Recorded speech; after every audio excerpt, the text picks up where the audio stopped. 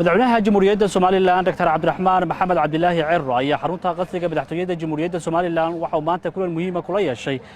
golayaasha kala duwan ee qarankan Jamhuuriyadda Soomaaliland. Kulanka ayaa ahaa mid ku astaysan midnimo wadajir iyo iskaashi qaran waxaana ka qayb galay shirgudoonka labada gole ee guurtida iyo wakiilada gudoomiyaha maxkamadda sare xubnaha golaha wasiirada xiriiryaha guud ee qaranka xildhibaanada labada gole ee guurtida iyo wakiilada iyo gudoomiyaasha hay'adaha dastuuriga ee Jamhuuriyadda Soomaaliland. ugu horreyntii wasiirka wasaaradda xiriirka golayaasha iyo arrimaha dastuurka mudane Axmed Awdaahir Xaaji Xasan oo halkaasi ka hadlay ayaa madaxweynaha Jamhuuriyadda Soomaaliland uga mahad celiyay kulankan uu isugu yeeray saddexda gole qaran isagoo xusay in aqoonsiga Soomaaliland ay heshay uu yahay guul qaran oo u baahan in si midaysan loo ilaaliyo noona difaaco. waxaan aad uga mahad celinayaa anigoo si guud ugu hadlaya afka saddexda gole kulanka qadada oo inoo sameeyay madaxweynaha Jamhuuriyadda Soomaaliland. saad la socotaan madaxweynuhu kulankan oo kale inuu dhici doono horuu inoogu sheegay kolley waa iska sunnaha dowladnimo weegan hadda ina dhaafay waxaanu iskaga jiray farxad iyo ictiraaf waddanka u soo hoyatay guul u soo hoyatay kama madna maadaama madaxweynuhu uu la kulmay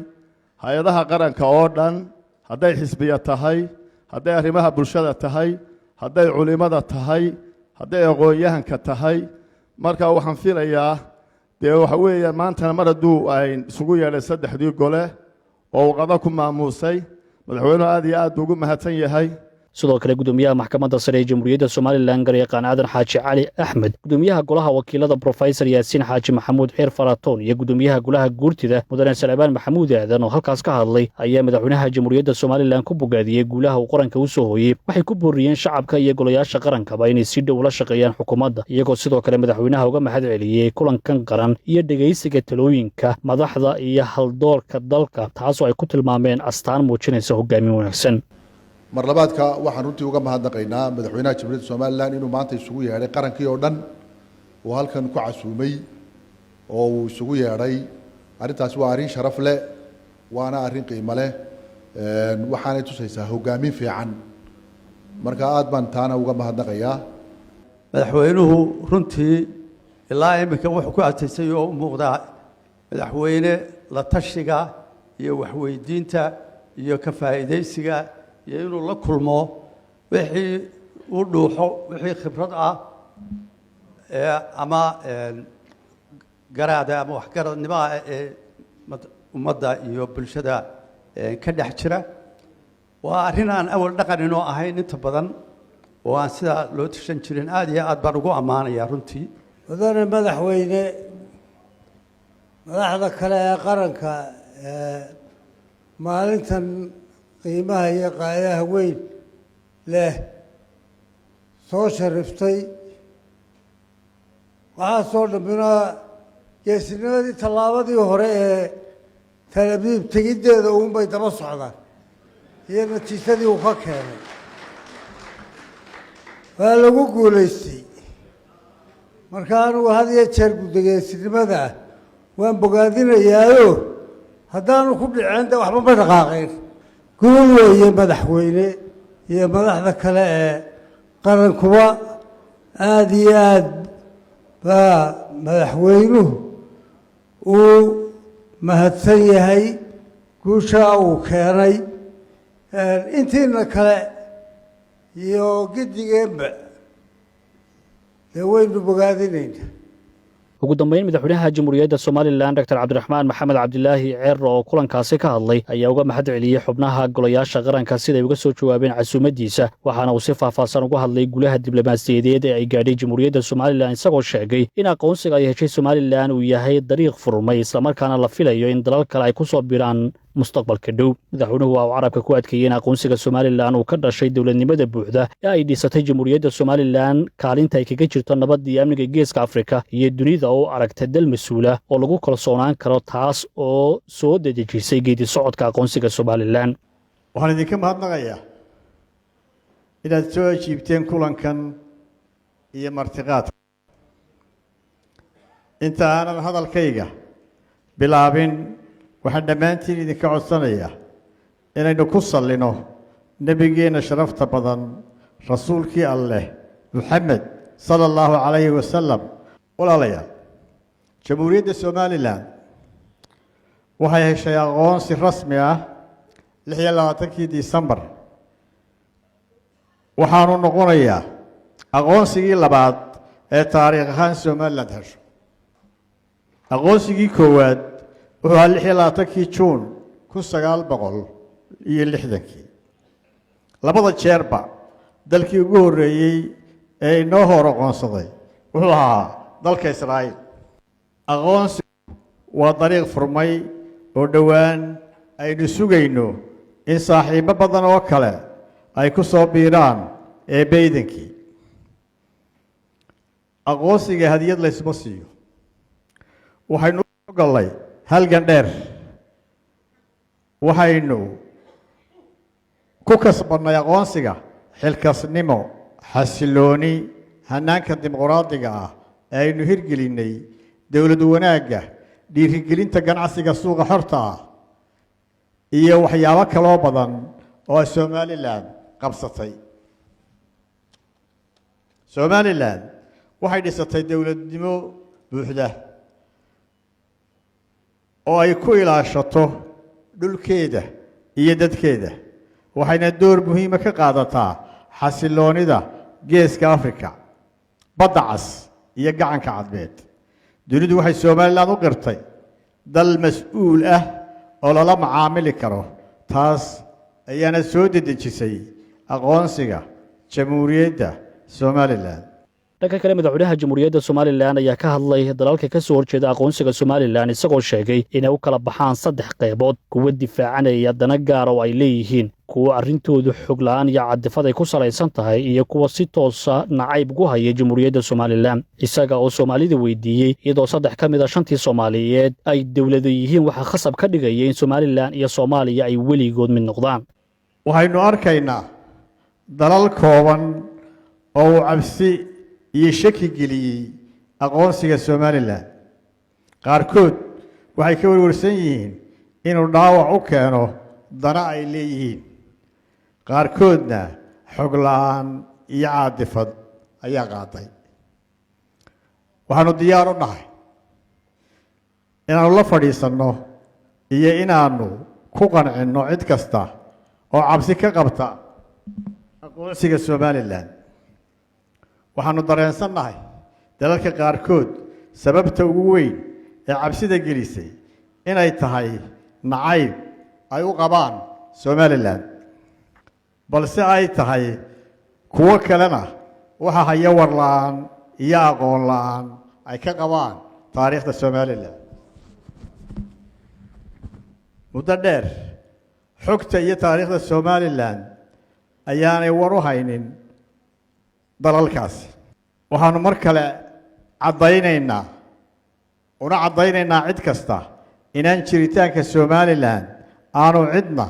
khatar ku ahayn aqoonsiga waa xuquuq noo gaar ah oo u gaara dadkayga iyo dalkayga waa doonis aanu rabno in si sharaf ah nabad iyo ammaan ugu noolaano dalkayaga waxaan far waaweyn ugu sheegayaa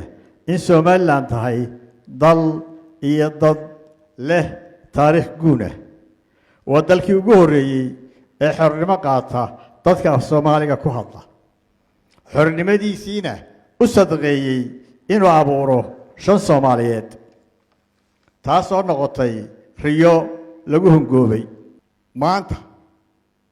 5tii Soomaaliyeed Djibouti gooni bay u taagan tahay Kililku wuxuu ka tirsan yahay Ethiopia NFD waxay ka tirsan tahay Kenya bal Soomaaliya waxay isweydiisaan maxaa khasab ka dhigaya in Soomaaliya iyo Somaliland ay weligood mid noqdaan waxaan si gaar ah ugu sheegayaa walaalaha iyaga Carbeed iyo dalalka Islaamka in Somaliland 34 sano idinka martiyeysay inaad ictiraaftaan hase yeeshee aad dhegaha ka furaysateen dhammaantiin waxaa ka mid ahaydeen 193 dal aanu qoray 17 May 2025 codsigii ahaa inay ictiraafaan somalilan madaxda aan warqadda u qoray ee carbeed iyo kuwa muslimkaaba waxaa ka mid ahaa walaalkay xasan sheekh maxamuud dal keliya oo carab ah ama muslin ah oo noo soo jawaabay ma jiro bal waxaad isweydiisaan sababta aad uga soo horjeedaan ictiraafka somalilan maxaa dhib ah ee somalilan idiin geysatay somalilan iyo soomaaliya 34 sannadood bay kala maqnaayeen idinna dhammaantiin waad ogeydeen walaalayaal xaalkiinnu wuxuu eegyahay sidii ninkii reer somalilan ee yidhi sidii bahalkii bariishka ka dhacay baraarugay goor la soo baxay ilaahay ballankii barqaan kacay aniga iyo shacbiga somalilan walaalaha iyaga dalalka carabta iyo islaamka waxaan idinka sugaynaa weli jawaabtii ictiraafka dalalka turkiga masaarida sacuudi arabiya iyo jabuuti waxaanu haynaa wanaag waxaanu haynaa walaalnimo laakiin waxaan idiin sheegayaa inaanu xaashi cad ugu qori doono wanaag iyo xumaan waxa uu dal kasta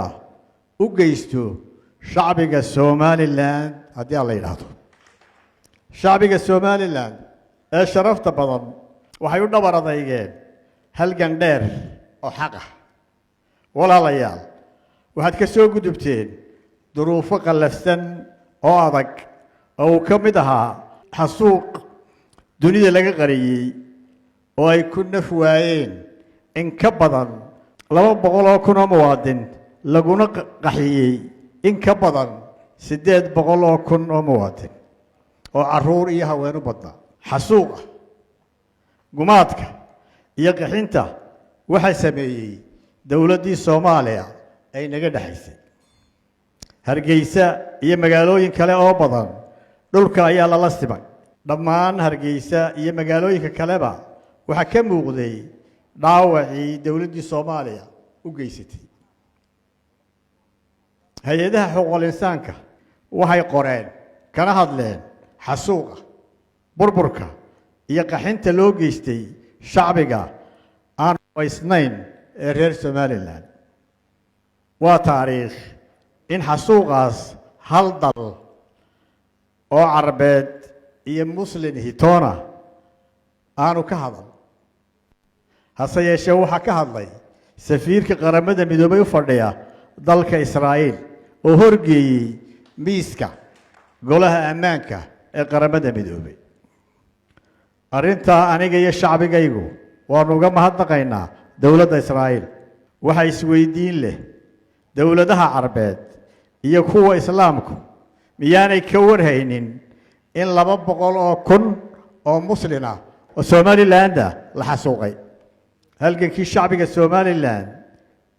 guul buu ku soo dhammaaday dulmigii dowladdii soomaaliyana guuldarru ku dhammaaday iyadoo taariikhdaasi jirto jirina doonto haddana somalilan walaalahooda soomaaliyeed nacayb iyo colaad midna umay muujin geesta kale madaxweynuhu waxa uu ka hadlay daandaansiga ay dowladda soomaaliya ka wada gobolka sool isagoo sheegay in xukuumadda hadda ka talisa xamar aanay wax cashara ka baran wixii dowladdii maxamed siyaad barre ay ka geysatay somalilan waxaana uu xusay in shacabka somalilan ay diyaar u yihiin inay difaacaan qarannimadooda isagoo baaq u diray bulshada caalamka nasiib darro dowladda soomaaliya ee hadda joogta waxba kamay baran taariikhdii hore iyo dhibtii dowladdii soomaaliya gaadhsiisay shacbiga somalilan ee isugu jiray xasuuq qax iyo burbur dowladda soomaaliya ee xasan sheekh madaxda ka yahay waxay aada uga xumaatay ictiraafka somalilan dowladda soomaaliya waxay aloosaysaa duulaan ay ku soo qaado Somaliland waxay dayuurado laga leeyahay dalka Turkiga laba dhigayaan ciidamo iyo hub la keenayo Laascaanood waxa uu Xasan sheegay in isaga iyo dawlado ay xulafo yihiin ku soo duulayaan Somaliland si Somaliland ugu celiyaan inay Soomaaliya ka sii mid ahaato dawladaha Xasan ka sheekeeyay ay xulafada yihiin way soo bixi doonaan waxaan uga digayaa inaanay ka mid noqon faragelinta Somaliland ka qayb noqoshada xasilooni darro ka dhalata Somaliland ama geeska Afrika maanta dawladdii Soomaaliya ee xamar joogtay aan cidna xukuumo sidii Saleebaan sheegay kala badh ama ka badani waxay joogaan Laascaanood xamarna xaalkeeda waynu ka warhaynaa madaxweynihii iyo ra'iisul wasaarihina waa la sugayaa inuu Laascaanood yimaado